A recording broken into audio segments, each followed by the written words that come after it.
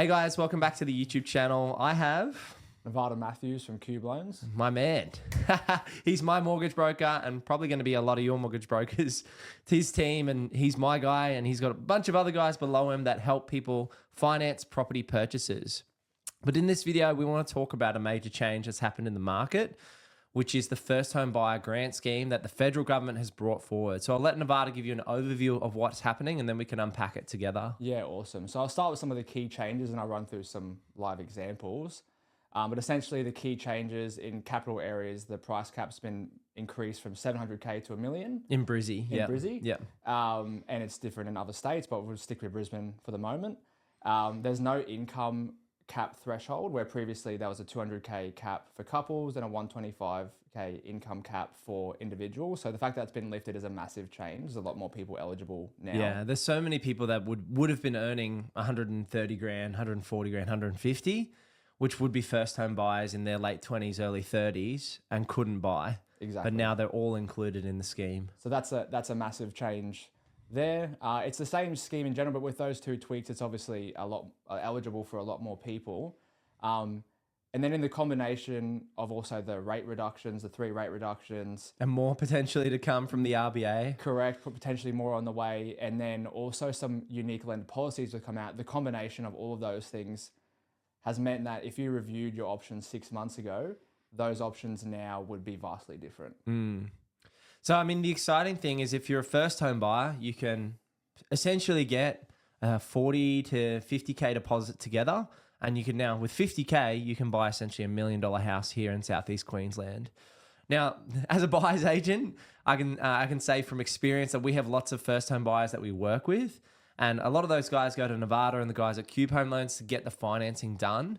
And so the good thing is that there's no more allocations. The government's now allowing anyone who is eligible to get in and get access to this scheme, which means that it's uncapped, essentially. Uncapped from the actual income point of view, but uncapped in terms of the placements as well. So what are you expecting to see in terms of your business and the process? What's involved if you're wanting to jump on board and be a first home buyer and go through the actual mortgage broking process? Yeah, so it always starts with just that initial conversation, reviewing your options. Obviously, there's still lending criteria that apply, like making sure you can afford it. It's always the big caveat, right? Everyone's going, it's going to explode, and we can talk about why we think it might impact the property market further, but it is still going to be hemmed in on the serviceability of the banks. Yeah, that's right. And what it really does is it allows people, we were finding the main limitation with the previous scheme being that price cap, 700K a few years back being a reasonable figure. Now in the recent market, it being tough to find something suitable at that price point. So there's a lot of opportunity just with that change alone. And then on increasingly, obviously the income cap policy changes. So I have a live example here I've done just to highlight some of the differences. So this example was on the basis of a couple earning $125,000 each with no debt. So just to keep it simple. Yeah, so $250 household income and never bought a property in their own names before. Never owned a property. And this is probably a semi-common example. So previously, prior to the scheme, if they wanted to purchase a property for $950,000, they'd have stamp duty, which is, there's still stamp duty applicable in this instance. You don't get the waiving. There's differences between federal and state, and Queensland government's still taking their cut on stamp They haven't duty. increased that one, unfortunately. But previously, that'd be the stamp duty, which would be $28,600. And if a client had an $85,000 deposit, that would be not quite enough to fund that purchase, or just enough, but they'd have a lender's mortgage insurance premium, which is a once-off premium of just over $37K. $37,000. So a massive savings just on the lender's mortgage insurance premium alone. There's no benefit to the actual applicant for that premium. It's protecting the bank. That's just a cost, essentially. Sometimes a necessary evil, but a great thing to avoid. Yeah. So that's the difference alone there. And obviously it actually allows that person to get on the market sooner with the cash, the 85K, which arguably wouldn't be enough otherwise. Now, on top of that, with the rate changes, so 3.25 rate reductions, 0.75 overall. With the rate changes and the introduction of a boarding policy, which I'll explain, Those combined differences are 131K in borrowing capacity difference, just those two changes. Yeah, wow. So I could have bought a 800K house, but now I could buy a 930K house servicing wise. Correct. Just from the rates, rate reductions, and also the boarding policy. The boarding policy means that they allow an extra 150, or in some cases more, per week in income if people are planning to board a room out in their house, which is have a extremely roommate. common in this day and age. I think that's really good lending policy because that's something we actually did when Emily and I first got married. You know, we were first home buyers. We didn't get a stamp duty waiver. We had a small deposit, but we did. I mean, how many first home buyers will still want to rent out a room? It's amazing that the banks are willing to be flexible and go, this is realistic. It's practical. We can service on $150 extra coming in. Me and my wife, when we bought our first place, were 18, earning very little money, and we rented out or bought it out downstairs, and that person paid, I think, 95% of our mortgage. Amazing. And that's how we got ahead to buy the next one. So the reality is that people do it, and it's more common with the affordability of property these days. So the fact that lenders are factoring it in, and they're doing it in a conservative way. They're not using potentially the full figures. They're doing it in a conservative approach, which I think is still good as shading all the income, shading the rental income. That's right. But the fact they're allowing anything for it, I think is a great change. And there's a couple lenders on board. The policies vary from lender to lender, but there's a few lenders on board with that now. Another one on top of that is their policy around HEX, which has changed as well. So some lenders, if your student debt is going to be cleared within that financial year, will disregard it. 12 months. Yeah. And others, if the balance is less than 20,000, will disregard it. Amazing. So that makes a big difference, particularly if someone's a high income earner. Their HEX repayments will be calculated at a higher amount, so it has a massive impact on borrowing capacity. In the instance of someone that earns 125K, the difference in capacity would be about 100,000 just on that HEX policy alone. Wow. And that's assuming they have a debt of what, 30,000, 40,000?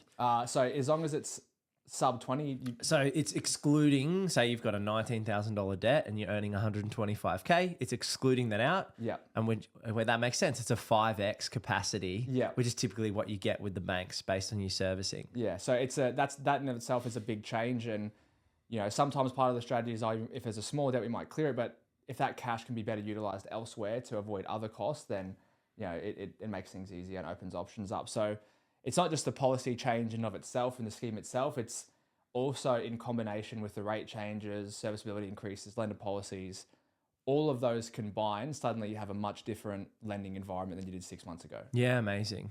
So interesting to see this brought forward and how it's changing the market sentiment. I kind of want to wrap this video out. I want to go through a first home buyer, what they should really be doing with this capacity, and in my opinion, as a buyer's agent. And then we can talk about the market as a whole and what we're seeing the response be. I think if I'm a first home buyer and I've got $50,000 when I would have needed 85 to 100K to buy that $950,000 house, is I would want to take an investing perspective, even though I'm buying this property as my first home. You know, your first home, to be honest with you guys, is probably not going to be your dream home. I know our first home wasn't. It was a stepping stone.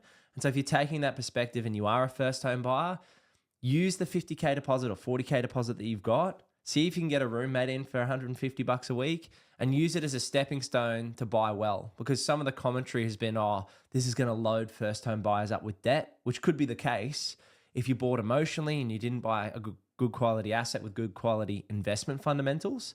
So that's kind of my thought process on the first home buyer piece. And that's exactly right. You know, in our conversations with clients, it's largely, almost entirely around lending and rates and options and all that sort of stuff. And that stuff is important, but I always explain to people the property itself is the most important factor. And if you can buy something that's more likely to increase in value, and if it's, you know, slightly more expensive, but you have that opportunity to board a room out, then you might be overall, you know, cash flow better off. So there's all these other factors that are important to consider. And my thought is that with this price cap, people are able to buy more suitable properties rather than just be limited to what's available to Ipswich. Yeah, which is essentially Ipswich or something that's a bit run down, which, you know, if you're a tradie, great. If you're not handy like myself, then, you know, that's an expensive. So many people would be, not being able to buy a property that's even close to livable at 650K. in Logans or Moreton Bays. So now being able to buy at 800K, it's a very reasonable budget for your Moreton Bays, your Logans. And then that 900 to even up to that 950 to a mil will get you around the fringes of Brisbane City or definitely into a townhouse in Brisbane City.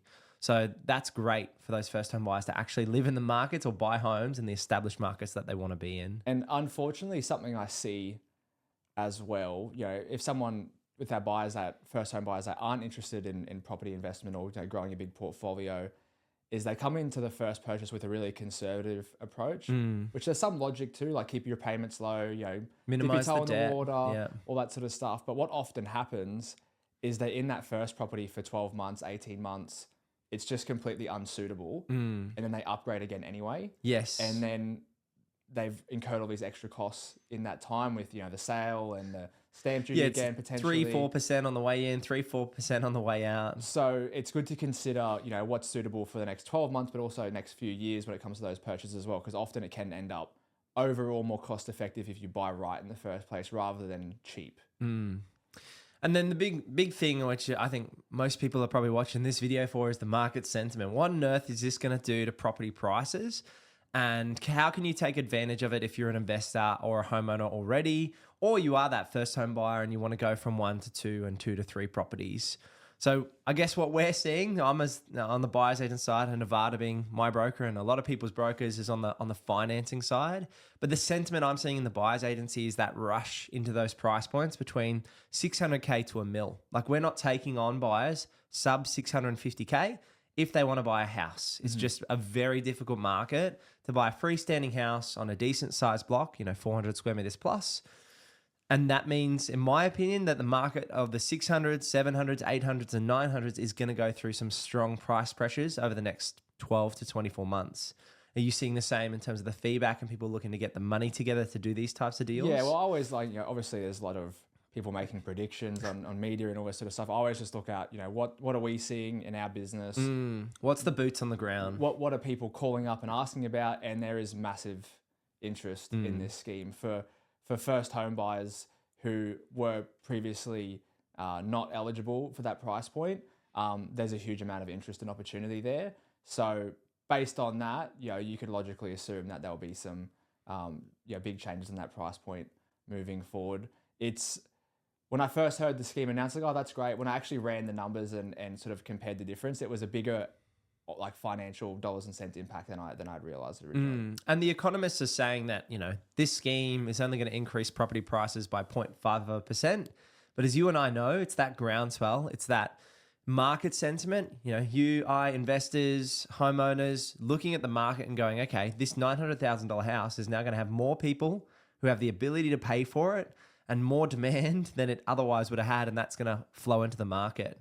The cool thing about Nevada and their team is they can help anyone across Australia. So if you want to buy in Melbourne, you want to buy in Sydney, you want to buy in Brisbane, definitely have a chat with these guys at Cube Home Loans, because they've helped me continue to grow my property portfolio. Even at times when we thought we were stuck, there's creative solutions, there's different lending options. And that's one of the great things. When I started my property journey, I was dealing directly with CBA, which was great for a period of time.